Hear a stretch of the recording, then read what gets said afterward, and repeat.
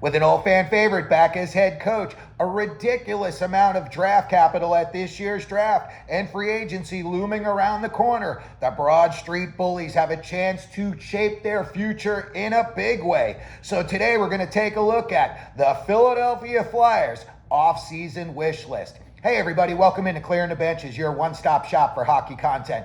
If you go ahead and hit your subscribe button right now, you'll be sure to be in on all of our future videos. Well, when we look at the Philadelphia Flyers this offseason, they made their biggest move and they got their guy in Rick Tocchet back behind the bench. He was a fan favorite.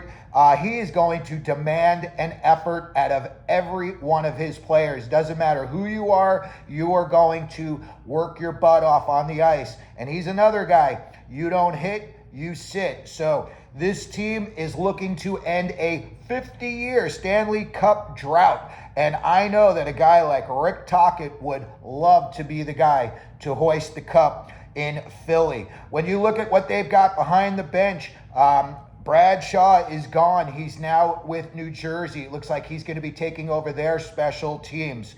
Ian LaPerriere is not going to be coaching down in Lehigh Valley anymore. He has now taken on a special advisor role. He is now the advisor to the hockey operations. He is joining a plethora of ex-Flyers that they've got as consultants on their staff. Guys like Billy Barber and Bobby Clark, Paul Holmgren, they are all senior advisors.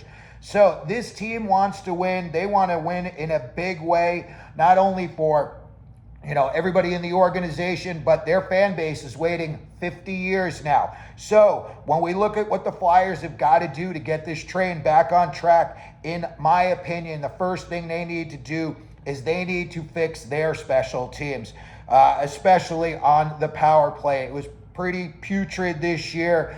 Their penalty killing was okay, but in my opinion, I think you need to really bring in a guy who's going to be able to show all of these guys on your top two power play units, all the ins and outs of your system, whatever kind of structure you're going to be bringing. You're going to need guys who are going to be able to coach up these kids. When we look at the Flyers at this year's draft, the Flyers have 7 out of the top 48 picks in the draft. That's only halfway through the second round. Basically, the Flyers are going to be picking every 7th pick. When I look at their roster and what they could be doing this offseason, 5 of their top 6 scorers were right wings last year.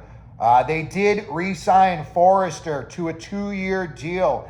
I think he could be, along with Michkov, he could be their best player in the years to come. He signed a 2-year extension and he plays on the right wing. When I look at their draft, I can see their centers need upgrading in a big way. You've got Sean Couturier was your leading center. He had 45 points. And the next highest center was Ryan Palig with 31 points. This draft is loaded with potential big-time centers, guys who are snipers, scorers, playmakers. So in a little bit, we'll go over what we think they could be doing at the draft, but there is definitely players out there that could help them out. Left wing also needs a serious upgrade. Noah Cates was their top left wing last year, and he had a whopping 37 points. I like Cates' game, and I think he is definitely going to improve. I think all of these kids are going to improve. They're in a rough situation. Tortorella was, probably not the easiest guy to play for. Sometimes coming to the rink, especially when you're in a losing streak, may not have been easy. When I look at on the back end, and to me, this is one of their biggest issues, I think the power play and the defensive play has got to improve, and I'm talking drastically. To me, it does not look like some of the guys that they drafted or acquired in trades are reaching their NHL potentials. Travis Sanheim was their top scorer last year with 30 points. Jamie Drysdale, 20 points, and he was a minus 32. Considering that you gave up Cutter Gauthier to get Drysdale, that deal's not looking so good right now. Ristolainen only had 19 points. Cam York, 17 points. These were all guys that when they drafted them, they were hoping that these guys were going to be, the back end of the future, really stalwart defensively, but also being able to contribute on offense. And as far as the offense goes, there's just none coming from the back end. When I look at their goaltenders could definitely use an upgrade. They've got very, very middle of the road numbers on their goalies. No one really stands out to me as the guy. And moving forward, I don't see any goaltenders that they have that are really scaring other NHL teams or saying like, hey, this guy's really going to be a thorn in our side every time we go to play the Flyers. I don't think that is the case right now. Guys like Keith Jones, Danny Briere at the top there, they got to sit down with Tocchet and they've got to figure out the goaltending and see where they want to go with that direction. When I look at what they could do at this upcoming draft, and again, they've got 7 of the first 48 picks. So what I'm going to do is I'm going to go through those first 7 picks and I'm going to give you options, who I think they could go for, who else is available that they might be targeting as well. They pick in the first round, number 6 overall. To me, if he's available, I'm taking Caleb Desnoyers, the center out of Moncton, 84 points, 56 games. He's a puck hound, and this guy would just be a dream to watch play alongside Michkov. These two kids, I think, would give NHL defensemen fits. Not only their size, their skill level, the way they see the ice, the way the defense is playing. I could see a guy like Caleb Desnoyers. I see other guys that are out there, if they're available, and, it's all going to come down to who they think is going to bring that Flyers style of play. You got James Hagens, could go number 1 overall, kid out of Long Island, 5'11", 175 pounds. Or Anton Frondell, number 1 international skater. Hagens, 5'11", 175. Frondell, 6', 196. They're both centers. They both drive the play, but they're also both 200-foot players. So you're getting guys that are responsible. Now, when I look at some guys that could be outliers, maybe they really think, we've got so many draft picks. Let's swing for the fences, or let's take a guy that we think is going to fit our system best. Maybe he's not going to put up the biggest numbers, but he's going to be the most practical player for the Flyers. I look at them, and they could be taking a look at a guy like Jackson Smith. This kid is a big hitter from Tri-Cities, WHL, Rock'em Sock'em hockey out there. This kid reminds me of Braden McNabb. I just see him, 6'3", 190 pounds. I just look at him, and I just think he would be really, really a Flyers type of player in the future. Another guy, and this could be an outlier. Listen, he's probably going to go in the top 10. Victor Eklund, the brother of San Jose Sharks, William Eklund. This kid's going to be a better scorer than his brother. I think this kid could be a sniper. And again, just like, you see what like Celebrini and Smith are doing in San Jose. I see a guy like Victor Eklund. He's been playing with men for the last 2 years, playing pro hockey in Sweden. This guy's going to step right in my opinion, and he's going to produce. You put him out there with a guy like Michkov, and the sky could be the limit as far as creativity and, again, just what they could do to NHL defenses. My outlier, Brady Martin of the Sioux. Guess who else who played at the Sioux? Rick Tocchet. And Brady Martin and Rick Tocchet coming out of the Sioux, very similar players, not the strongest skaters. They really were guys that mucked it up.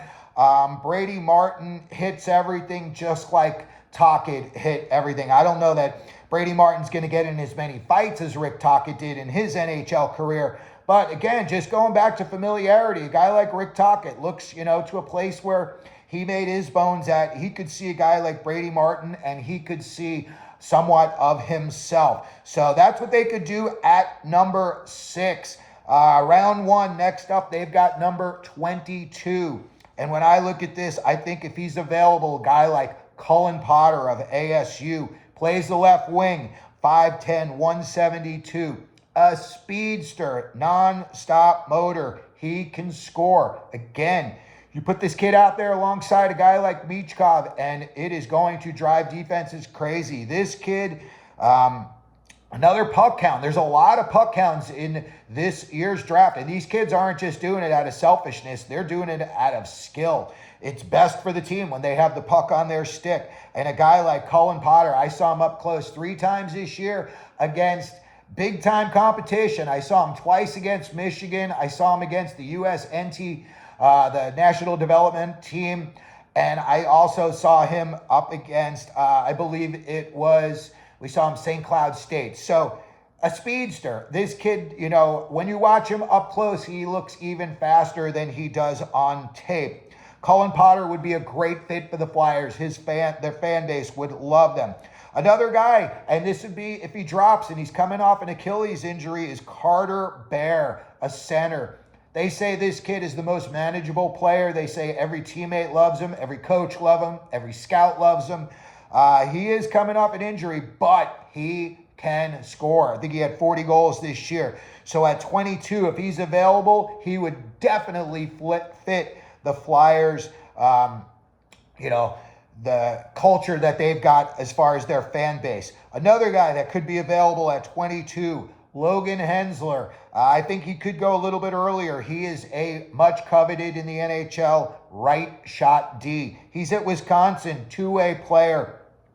This kid has got really good offensive skills, and he's really good at smothering you. He's got good stick play. And he's also a guy who can take the puck off your stick, make an outlet pass, and join the rush. A lot of people are very high on Logan Hensler. Would not surprise me if he jumped into maybe even the top 12. This is where they could take a shot if they wanted to. Again, they've got so much draft capital. You get to roll the dice every once in a while. This could be where they do it, and they roll the dice on Joshua Ravensbergen, 6'5" goaltender, 195 pounds out of Prince George. They're saying this guy could be NHL ready in as soon as just 2 years. Listen, the Carter Hart thing really, maybe he wasn't playing all that well, but he was definitely the best goaltender in their system. And when that whole thing happened and, they had to push him aside, and now you're just scrambling, you're bringing in guys, and it really doesn't look like the stability's been there as strong as it was with Hart since Hart is gone. A guy like Ravensbergen, 2 years from now, could be the Flyers' starting goaltender. And again, everybody's very high on this kid. They're saying he could be the only goaltender, probably going to be the only goaltender that goes in the first round, if one goes in the first round at all. Next up with their third and final first round pick at number 32, and I've got them taking a little bit of a reach, but this guy is definitely Philadelphia Flyers all over him. And I am talking about Medicine Hat Tigers defenseman Bryce Pickford. If you're watching this video today, the day I put it out, you can watch him tonight in the Memorial Cup Finals. And he is I think he's got goals in like 13 games during the WHL playoffs. He hits everything that moves, and he's probably got more fights under his belt than anybody else in this draft. When I looked up all his fights, I was surprised to see the volume of them. And let me tell you, this kid's got a little bit of Rick Tocchet, Marty McSorley in him. When he does get into a fight, he doesn't mind taking a few punches to get his positioning. And then in the second half of fights, this kid really imposes his will on the opposition. I think he would be a fit. He's a record breaker on offense, hits and fights on D. Another guy I think they could be very high on if he falls this far is 6'4", 185 pound center out of Windsor, and that is Jack Nesbitt. 64 points in 65 games this season. Again, they need help down the middle, and with his size, he's going to probably be 200 pounds by the time he plays in the NHL.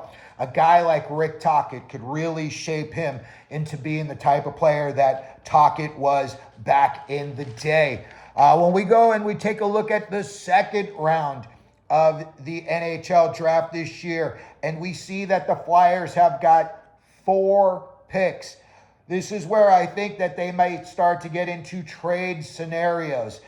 They may even include the number 32 pick in a trade package if they were so inclined. They thought that they could either get an NHL player who's ready to go and help the team now, or if they could move up in this draft. I think at number 36, which is their first pick in the second round, I would offer 32 and 36 to the Toronto Maple Leafs, who have 0 draft capital this year, next year, and the year after. They don't have first-round draft picks. And I would offer 32 and 36 specifically to the Leafs. And I would say we want Easton Cowan back in return.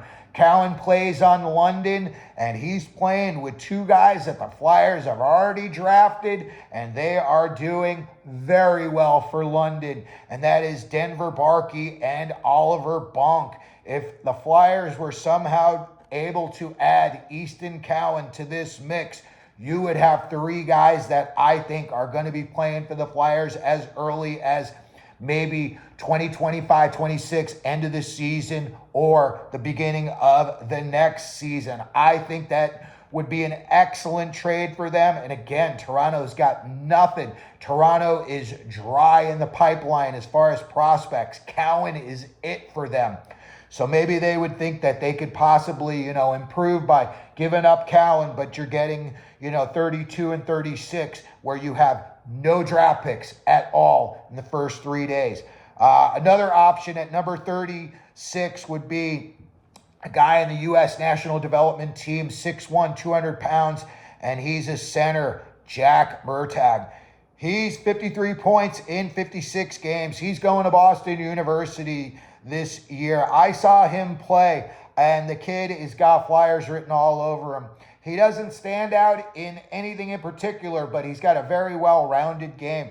When I see him, again, I see a lot of guys that this year, these kids all seem to have an edge. They all seem to be willing to, throw a big hit. A lot of them are not afraid to drop the gloves. And I see a guy like, Rick Tocchet drafting a guy that he could shape into the player that he was. Tocchet had a big-time NHL career, and he scored goals and got in fights the whole time, from beginning to end. I saw him fight George McPhee his rookie year, and then way later on, he was still fighting guys when he was playing on the LA Kings, and he was winning his fights. So I could see him trying to shape some of these young kids into being the player that he was. At number 40 in the second round, again, I could see them packaging up possibly 32 and 36, and you try to get an NHL player. Maybe you try to get Bowen Byram for the Buffalo Sabres. Maybe you want to add a little bit of skill up front.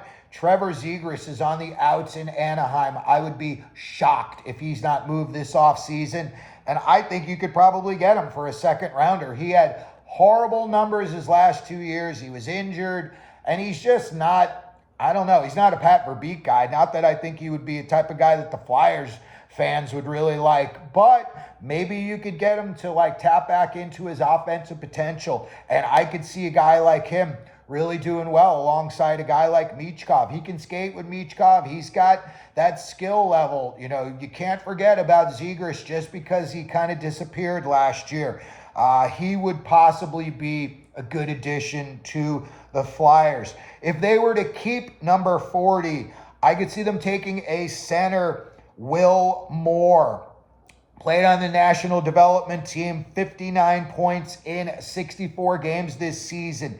6'2", 175 pounds. He's going to Boston College this season. We've seen the types of guys that they've churned out lately. Gabe Perreault, Hagens is coming out in this year's draft.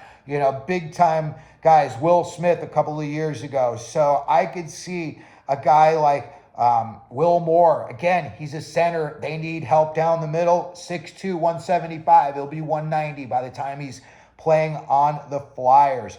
And then at pick 45, their third pick in the second round, again, part of a package. You've got all of these second rounders. Second rounders have value in the NHL. I don't think it's until the third round until you see, players who make it to 200 games in the NHL, the big drop off. I could see them using this to move up into the first round again. Maybe you would have to package it up with, a couple of extra guys. Maybe they want to move on from a guy like Drysdale, and you could, maybe move him to Buffalo.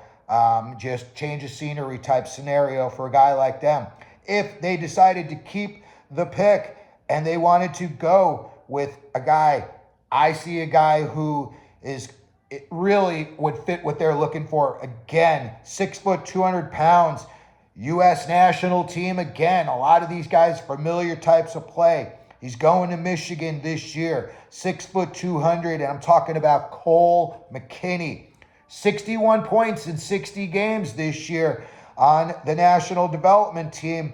And again, they didn't have the best year. They didn't really have a superstar. It was a lot of secondary scoring guys that were driving the play. LJ Mooney, he didn't have the best year this year, but then after in tournaments, he started to light it up. But again, 45, and then their final 7th pick in the second round would be the 7th pick that they have overall in the first 2 rounds. And again, we're only at number 48, halfway through the second round. Again, could be part of a package. These are valuable pieces to teams that don't have draft picks.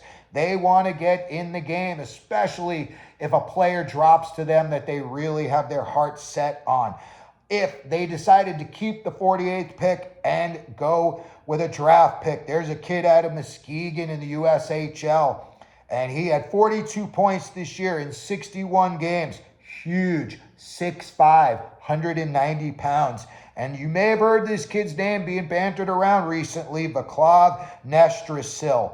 I saw some tape on this kid, and I like what I saw. Again, the Flyers, they're a big team, and, in terms of their overall team history, culture, they're a big, the Broad Street Bullies, the big, the Flyers. Those teams were just, rough and tumble.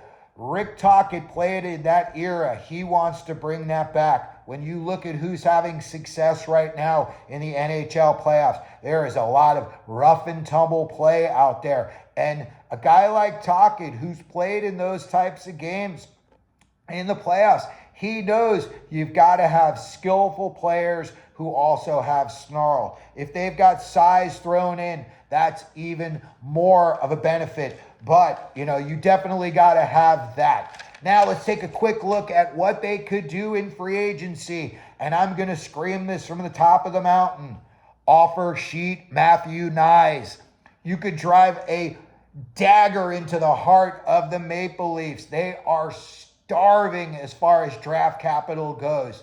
I think you could offer sheet a guy like Matthew Knies, and if nothing else, you would really screw up the Maple Leafs in terms of, their salary cap moving forward, especially if you put big numbers together.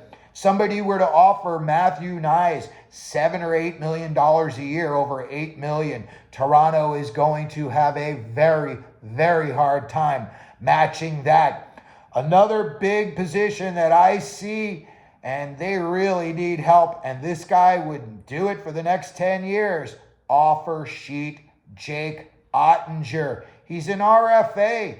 All this capital that they have at the draft, if you put an RFA into a guy like Ottinger, again, you're forcing Dallas's hand. Ottinger only made $4 million a year this year. He's going to be making 10 to 12 million. The Flyers have that money. They have the parts that they could bring him in, and a guy like Ottinger, wow, he would be just what the Flyers, their fan base, and the team just adored, okay? And, a guy like Ottinger coming to Philly, I could just see him being a fan favorite right away. Free agency, another guy, and I think this guy is, Rick Tocchet's got his name circled, and I would think he's definitely coming, and that's going to be Pius Suter. Pius Suter's a UFA. He played very well this year for Tocchet in Vancouver, and again, When you've got a lot of young kids and you're showing these kids how, to play the game at a professional level, how not to cheat the offensive zone, you're breaking out too soon. A guy like Pius Suter is exactly what the Flyers are looking for. And again, Tocchet's very familiar with him, so I could see that being a real easy check mark for the Flyers. Another guy, big free agent this year, would fit exactly what the Flyers are looking for. I don't know if he would come because it's a little bit of a rebuild. Maybe they would have to overpay him, but Sam Bennett fits the Flyers, what they're looking for, to a T. He could probably almost be their captain right out of the gate. A guy like him, he's going to lead them into the fight. And especially if you were to bring in some kids with size and snarl, he'd lead them into the fight. You see what he's doing in Florida. Look, the guy's numbers were very pedestrian before he got to Florida, but they've got the right mixture down in Florida, and he knows exactly what he's got to sprinkle in. He only had 51 points this year, and it was a career high. So when I hear, people are saying he's going to get $10, $11 million a year, I don't know about that. That's a big price when you look at his regular season numbers. And again, Florida had 10 guys in the playoffs this year who had more than 10 points. So, you're not getting all of them. You're just getting Bennett. Now, I know he had, 14 or 15 points in the playoffs. I think he would be an excellent fit for the Flyers. You'd probably have to overpay. Maybe in the regular season you wouldn't get what you paid for. But if you got him into the playoffs, he could be a guy who could show the youngsters the way. John Tavares, another guy. Maple Leafs are going to have a hard time signing him, especially if somebody offer sheets Matthew Nyes. He would bring stability down the middle. He had an excellent year this year. I think he wants a change of scenery. The Toronto dream just didn't work out for him. He grew up wearing Maple Leafs pajamas, and right now he probably, has got those stashed away in his, basement somewhere. I think he's looking for a new team. I think a guy like him, he would not have to be the lead horse on this team. You've already got Michkov, who's going to take the spotlight, but this guy would really bring stability to this team. On the back end, a guy that they could go after, and I think this guy is going to get a couple of teams. There could be a bidding war for him, and that's LA Kings' Vlad Gavrikov, shutdown D-man. Flyers don't have that right now. He's also a big, I don't want to say he's like, a big hitter, but he uses his body more than I would say, the defensemen on the Flyers do now. And again, you're just getting a guy who could show other players the ropes. Another guy who's a free agent out there, and I think this guy is going to get a 2-year deal somewhere probably in the $3 to $4 million a year range. I say Tanner Jeannot would be exactly what the Flyers are looking for. Bring him in to protect the kids. He's shown he can skate. They had him out there a couple of times. He was out there with Byfield and Kopitar and Kempe. He was out there protecting those guys when he had to. I think he would just be a fan favorite. He'd probably get in a fight, off the opening face-off, opening night, just to prove himself. And I think he would be a Rick Tocchet favorite. And then finally, what the Flyers could do this offseason. And I think a guy like Georgiev, he was most winning goaltender 2 years in a row when he was on the Avalanche, 36 wins a year. Bring him in. He showed me last year on San Jose that he's not just Swiss cheese. It's not just all about the Avs. The guy is a decent goaltender. I think if you were to sign him to maybe like a 3-year bridge deal, and maybe you were to offer him $5, $6 million a year, I think a guy like Georgiev could get you 25, 30 wins. And even if this team started to, gain its footing and move forward a little bit, I could see Georgiev being a guy that's getting some time if they were to make the playoffs. So that's going to do it for our video today. That is our Philadelphia Flyers off-season wish list. Let me know what you think down in the comment section, what you think the Flyers are going to do this off-season. If you could, please hit your like button, hit your subscribe button, and as we always do here at Clearing the Benches, let them know you're out there.